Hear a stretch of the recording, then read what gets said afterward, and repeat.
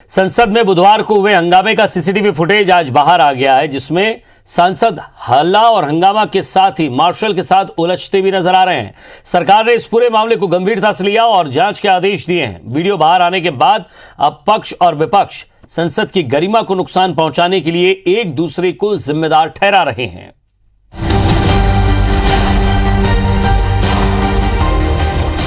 ये कोई गली मोहल्ला नहीं है, हाट बाजार भी नहीं है, ये देश का संसद है। और ये जो धक्का मुक्की और खींचतान कर रहे हैं वो हमारे देश को चलाने वाले माननीय सांसद जी, जिन्हें हम चुनकर भेजते हैं। लेकिन देखिए ये कर क्या रहे हैं। कोई कुर्सी पर चढ़ा तो कोई टेबल पर। उच्च सदन में बिखरे ये कागजों के टुकड़े बता रहे हैं कि किस तरह से इसे फाड़ कर फेंका गया है। कुछ सांसद तो इतने उग्र हो गए कि एक महिला मार्शल को पकड़कर खींचने लगे, खींचकर उसे गिरा दिया। संसद में हुई इस शर्मनाक घटना के बाद केंद्र सरकार के 8 मंत्री प्रेस कॉन्फ्रेंस कर इसकी कड़ी निंदा करते हैं। साथ ही सरकार ने इसकी जांच के लिए एक समिति बनाने का फैसला किया है। मुझे भी नहीं बोला दिया जा रहा है और बड़े बड़े वरिष्ठ महिला सांसद जिस प्रकार का व्यवहार कर रही थी उससे क्लियर दिखता है कि वो चर्चा भी नहीं चाहते थे। They had no legs to stand on, उनके पास कोई आर्ग्यूमेंट नहीं था। तो आज ये झूठ के आरोप पे और झूठे आरोप और झूठ आलोचना करके ये गुमराह करने की कोशिश कर रहे हैं, अपने ऊपर एक्शन से बचने की आज कोशिश कर रहे हैं। स्पीकर के सामने, चेयरमैन के सामने डिमांड रखा गया कि शॉर्ट ड्यूरेशन डिस्कशन होना चाहिए। स्वयं चेयरमैन ने अनाउंस किया इकोनॉमिक प्राइस राइज, जो उनका डिमांड था उसको एडमिट किया हूं।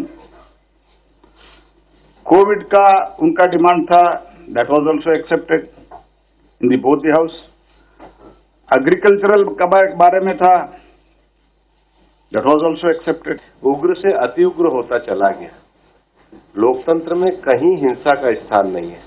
संसद विचारों के आदान प्रदान करने के लिए, हाथापाई करने के लिए नहीं, और हाथापाई भी कभी भी किसी सांसद को कर्मचारी के साथ नहीं करनी चाहिए। जहां देश की जनता इंतजार करती है कि उनसे जुड़े हुए विषयों को सदन में उठाया जाए, वहीं पर विपक्ष ने सड़क से संसद तक सिर्फ अराजकता अराजकता और अराजकता, ये विपक्ष का एकमात्र एजेंडा रहा। और जो घटा वो बहुत शर्मसार था, निंदनीय था। और एक घड़ियालू आंसू बहाने की बजाय इनको तो देश से माफी मांगनी चाहिए। उधर विपक्षी नेताओं का कहना है कि संसद में उनकी बात नहीं सुनी गई, बिना चर्चा के बिलों को पास कराया गया। इसके विरोध में राज्यसभा में विपक्ष के नेता मल्लिकार्जुन खड़गे के नेतृत्व में विपक्षी नेता उपराष्ट्रपति से मिले। तृणमूल और कांग्रेस के छाया वर्मा और हमने नेता उनके साथ भी हुआ। इसीलिए हम ये चाहते हैं कौन लाए वो बाहर की फोर्सेस को, किसने इजाज़त दी और इतने संख्या में सदन में आने की क्या जरूरत थी। तो ये इसका कारण कौन है, किसने ये किया है, क्यों किया है। छत्तीसगढ़ से सांसद छाया वर्मा और फूलो देवी नेताम पर मार्शल से धक्का मुक्की करने के आरोप लगे। इन पर कार्रवाई की भी मांग उठी। हालांकि इन सांसदों का कहना है कि वो आरोपी नहीं बल्कि वो तो खुद पीड़ित हैं। एक दादागिरी तानाशाही के साथ उन्होंने पारित किया है और कल जितने सांसद नहीं हैं उतने मार्शल वहां पे खड़े कर दिया गया और सामने में 2 महिला मार्शल थी। हमारा मांग था चर्चा हो इस बिल पे, लेकिन सुना नहीं गया। हमारे विपक्ष के नेता का बात को रखने नहीं दिया गया, जिसके चलते विरोध हुआ। दोनों तरफ से धक्का-धुमी हुई और मार्शलों ने, वहां पे पुरुष मार्शल ज्यादा थे, मार्शलों ने एक महिला सांसद को धक्का दी, जिसके चलते मैं गिर गई और जगह जगह चोटें आई। इसके जिम्मेदार सरकार में बैठे हुए लोग हैं। सदन चलाना किसकी जिम्मेदारी? सरकार की जिम्मेदारी है। सरकार अपने हिसाब से कोई बात रखना चाहेगी और हम जनता की बात रखना चाहेंगे और जनता की बात नहीं सुनी जाएगी। आपको लगता है कि आप माफी मांगने के लिए तैयार? माफी मांगने वाली कोई बात ही नहीं है। हम ही सजा हो गए और हम ही माफी मांगे, ये कहाँ का नियम है? आरोप प्रत्यारोप तो आगे भी चलते रहेंगे, लेकिन लोकतंत्र के मंदिर में जो तस्वीर लगातार सामने आ रही है वो देश को शर्मसार करने वाली है। गंभीर विषयों पर चर्चा की जगह खींचतान और नारेबाजी ने ले ली। दुनिया के सबसे बड़े लोकतंत्र होने पर गर्व करने वाले भारतवासियों के लिए ये संसदीय लोकतंत्र का शर्मनाक चेहरा है। Bureau report, IBC 24।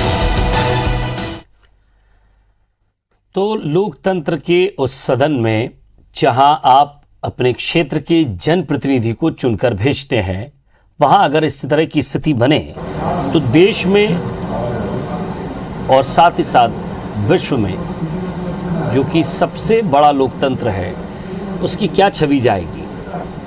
और साथ ही साथ जिस जनता ने आपको चुनकर भेजा है उसकी क्या आप अपनी बात रख पा रहे हैं, ये एक बड़ा विषय है। और तस्वीरें भी आप देख रहे हैं, आरोप प्रत्यारोप हुआ। चंद्रदेव राय साहब संसदीय सचिव हैं, विधायक हैं, कांग्रेस के हमारे साथ जुड़ रहे हैं, और धर्मलाल कौशिक जी नेता प्रतिपक्ष सीनियर विधायक हमारे साथ।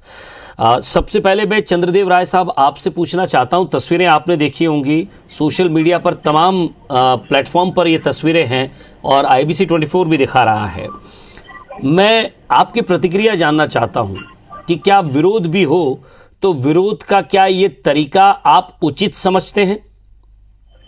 मैं एक ही चीज बोलना चाहूंगा आदरणीय, जिस तरीका से भारतीय जनता पार्टी विपक्ष की आवाज को दफनाई जा रही है, विपक्ष के आवाजों को जनता तक पहुंचने नहीं दिया जा रहा है, जनता की गला घोटने का काम किया जा रहा है, लोकतंत्र में ये आज का दिन शर्मसार कर देने वाली बात है।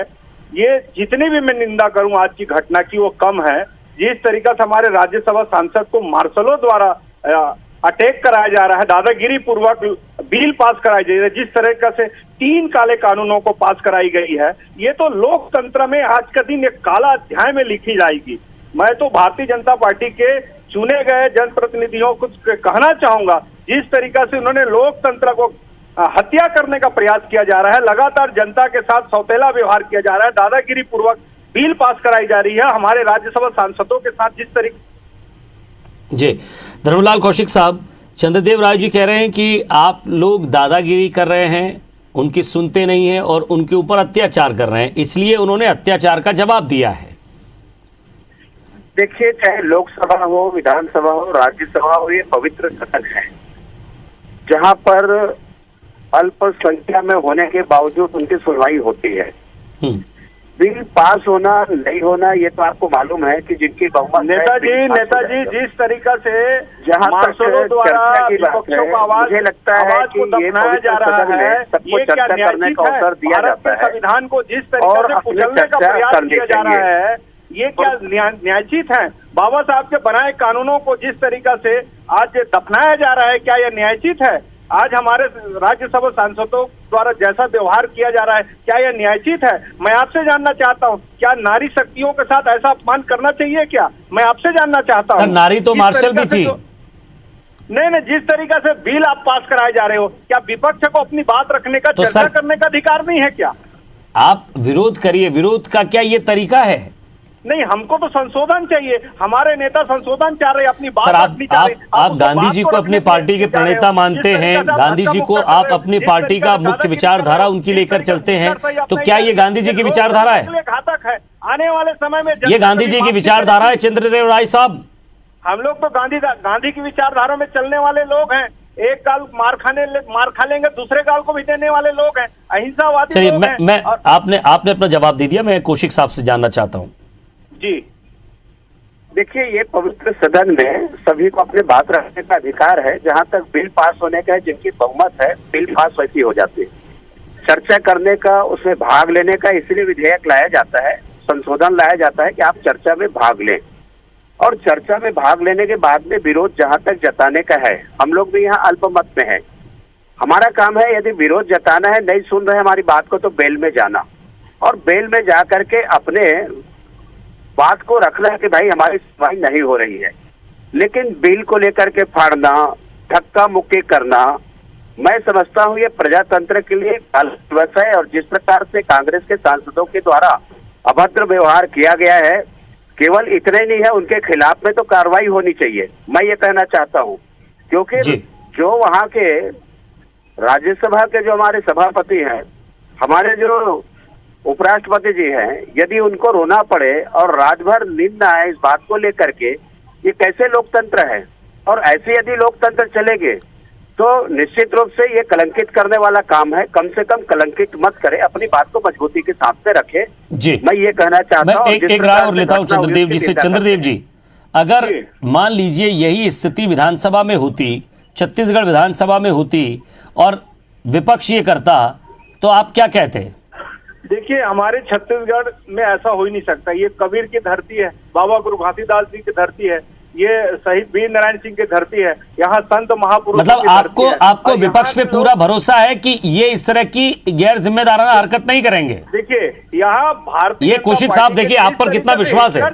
देखिए, बिल पास कराना एक गला घोटने का काम है। जिस विपक्षों का, हम छत्तीसगढ़ में हमारी भी सरकार है। मैं ये पूछ रहा हूँ चंद्रदेव राय साहब, चंद्रदेव जी, कि अगर ये छत्तीसगढ़ में होता तो आपने कितना सुंदर जवाब दिया। देखिए चंद्रदेव जी, आपने कितना सुंदर जवाब दिया कि ऐसी स्थिति हमारे विधानसभा में नहीं हो सकती। यानी आपको नेता प्रतिपक्ष पर भी कितना भरोसा है। मैं कौशिक साहब आपसे जानना चाहता हूँ। आप देख लीजिए, किसानों के हित में जो बिल पास हुई है, एक भी किसान, मैं आपसे अपनी बात बंद करे तो फिर बोलूं। चंद्रदेव जी बोलने दीजिए ना, कौशिक साहब कुछ कह रहे हैं। जी बोलिए कौशिक साहब बोलिए।